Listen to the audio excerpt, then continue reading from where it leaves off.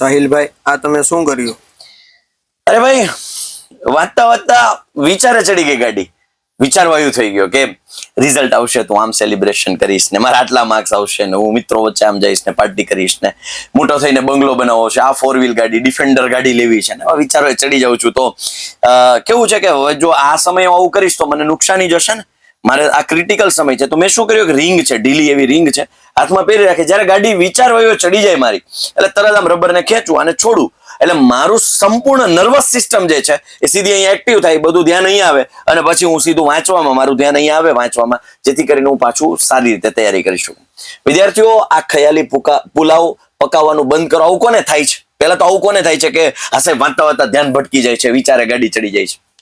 તો કમેન્ટમાં મને જણાવજો. અને જો આવું થાય છે તો હાથમાં પહેરેલો રિંગ પરીક્ષામાં થઈ જશે તમારું કમ્પ્લીટ રિપેરિંગ.